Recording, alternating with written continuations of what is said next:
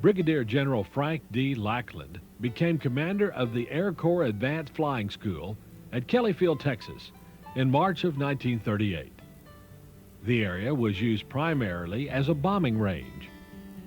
The pilots at Kelly would bomb the flat escarpment that rose above their airfield they called the Hill. Brigadier General Lackland saw the potential for expansion of the flying school into a major training facility. His innovative vision transformed Kelly Field into the nation's largest military center and the only basic training center for the Air Force. On February 21, 1941, plans were implemented to build a facility for 1,300 cadets. This was increased to 2,088 cadets in May of 1941. The new training school on the Hill was designated the Air Corps Replacement Training Center on September 30th of 1941 and saw its first class of cadets on November 12, 1941, less than a month before Pearl Harbor. The new facility became Lackland Air Force Base on July 1st, 1947, with the official ceremonies held on July 12th. Since its initial inception, the training center has grown and distinguished itself by implementing training for women in the Air Force in October of 1948 and began the integration of black airmen in June of 1949. Even General Lackland's foresight could not have envisioned the amazing developments that have unfolded over the base's long and distinguished career. Today, Lackland has students taking advanced training in subjects from law enforcement to electronics. These students come from all branches of the military and civilian government agencies. Lackland also serves as the home for the Defense Language Institute, which teaches English to military personnel from over 30 nations. But Lackland's main function is still basic training for the Air Force Airmen under the 737th Training Group. It is a 6-week course demanding the students' utmost motivation and dedication. The training center was renamed the Air Force Military Training Center on January 1st, 1973, and has lived up to its nickname, the Gateway to the Air Force.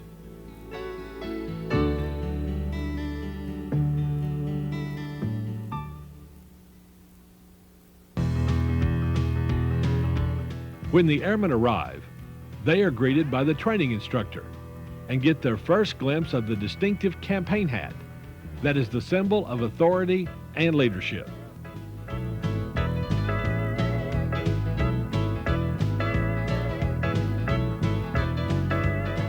To ensure they are healthy during basic training, the airmen are given various shots for immunization. Blood samples are taken to check for blood type and other testing.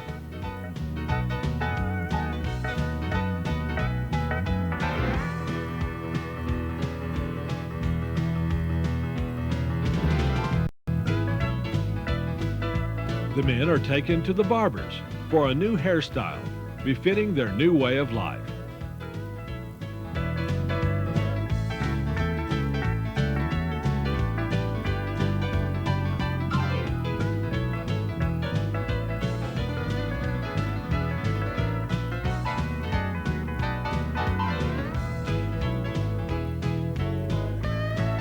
The airmen are taken to get their new clothes.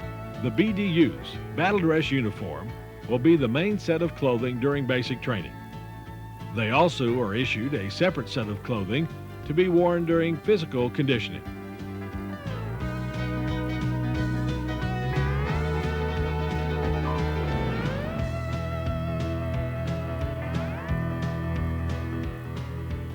The airmen are taken to the BX or Base Exchange to get toothpaste, shaving cream, and other essentials they will need to start out basic training.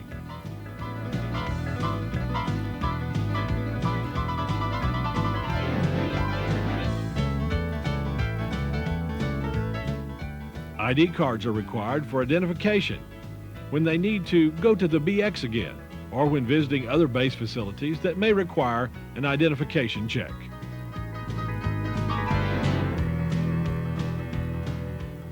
A dental examination is given to ensure the airman's best health.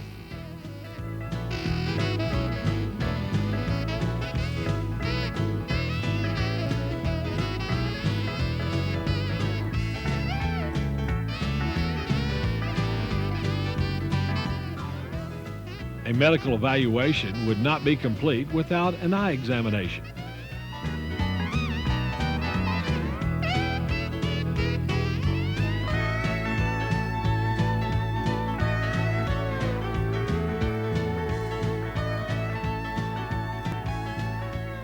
The airmen have the setup of their medical records explained to them.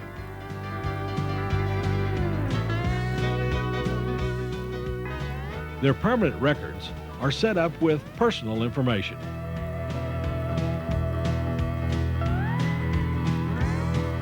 After being tested to find their Air Force specialty code, the airmen get to choose from the top 3 choices from which they are qualified. Discipline is a byword in all branches of the military, and nowhere is it more apparent than during individual, squad, flight, and squadron drills. Each airman is taken step by step on the proper procedures of saluting, standing at attention, standing at ease, and marching. It is not as easy as it sounds. But once the proper techniques are learned, it is an impressive sight.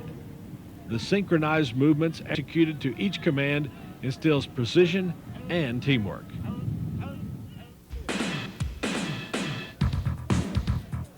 A complete regimen of physical exercise ensures that the airmen are capable of enduring the demands of their rigorous activities in basic training and throughout their Air Force career.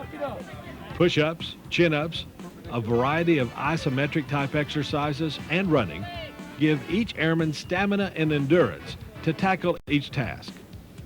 A healthy body leads to a healthy and clear-thinking airman who is able to maintain a high degree of performance with the utmost of efficiency.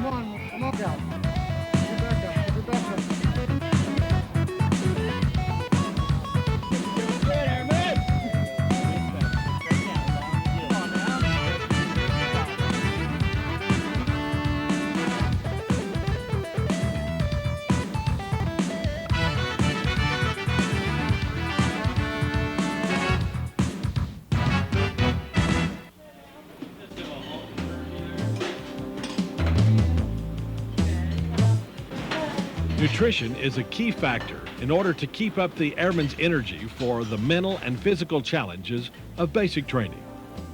The dining hall has to be efficient and organized in order to feed the volume of airmen that must be fed for all 3 meals. But the basic training regimen is not abandoned even during mealtime. The airmen are required to display a certain proper conduct which further enhances military discipline.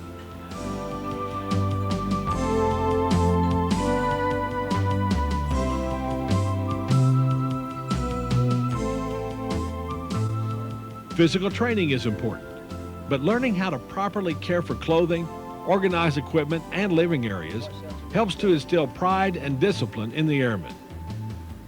Periodic inspections are thorough and relentless to teach the airmen how to maintain an orderly living area and ensure that the airmen keep up this discipline.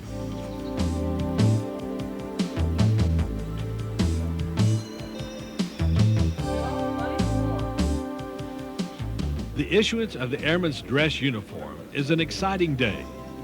The military uniform is a symbol of excellence and transforms the airman into part of something distinctive and more than an individual. From socks to the distinctive cap, each airman is provided with everything to give this transformation a unique stamp.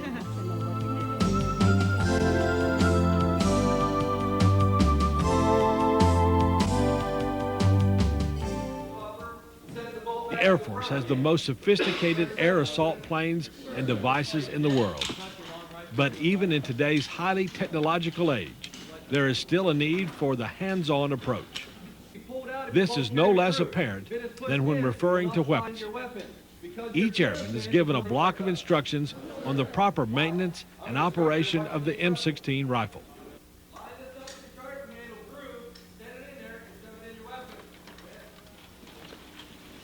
After the M16 rifle class, the airmen are taken to the firing range. But before they fire their first round, they have lunch. Since this isn't the dining hall, they're given the military's version of fast food, MREs, or meals ready to eat. This is chow in the great outdoors. The principles taught in the rifle class are finally put to the test.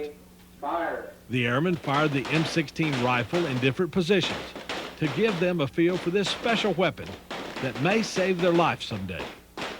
All of the fundamentals of sighting and breathing techniques are put to practical application. All airmen are required to fire the weapon for qualification. Right, let's go right 3 and down 2 more. Good job.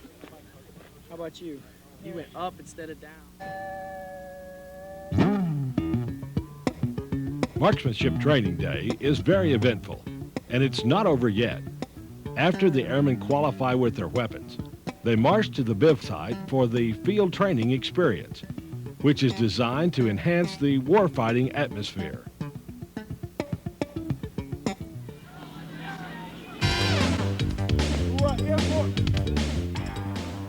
At the confidence course, the airmen find out why they do all their physical conditioning. The course is long and physically demanding. Many of the obstacles are high and take not only physical stamina, but a lot of heart.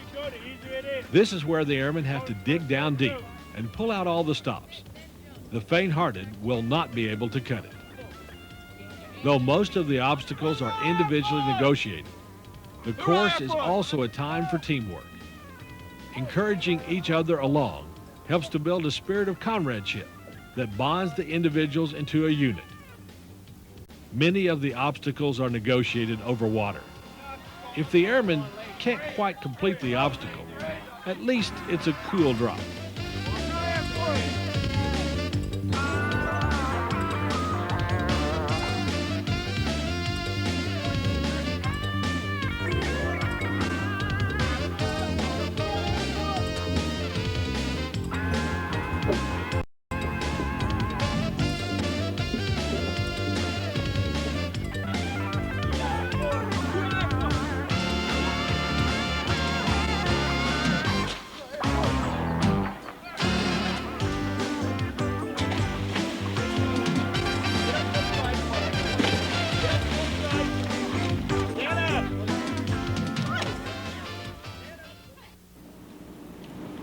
It is the end of a grueling day of training. The retreat gives special emphasis to the completion of the duty day.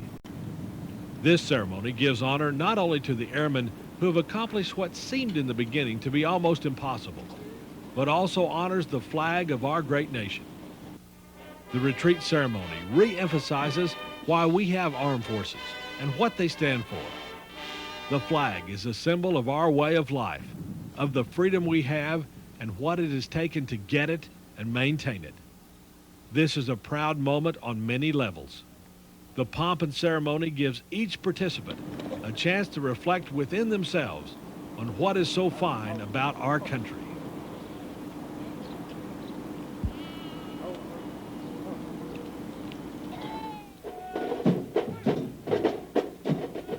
It's graduation day. This is the day that spurred many of the airmen on. It was the brass ring that they strived to obtain. For those that persevered, it stands as the first milestone in their Air Force career.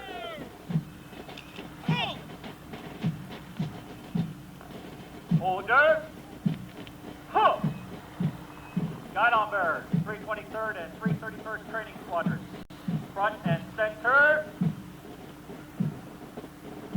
Huh.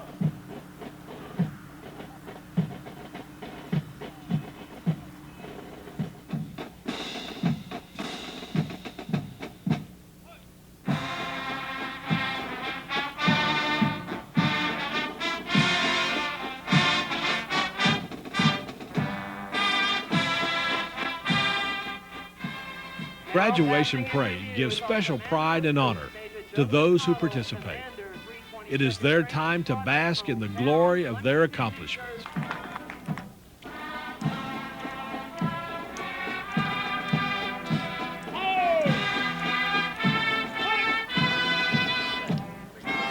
The flights carrying our national, state, and territorial flags are from the 321st Training Squadron, Flight 305 and Honor Flight 304, led by Staff Sergeant James Santos, hometown, Mobile, Alabama, and Cadet Second Class, Byron Armstrong, hometown, San Antonio, Texas.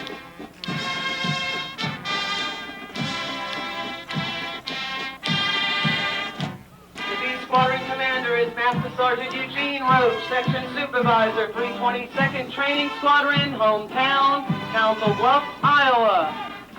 They are a member of the band flight, so congratulations, C017. It is also a proud day for the family and friends who have come to watch. They see not that anxious young person who left to face unknown challenges, but a competent professional ready to strive for further heights.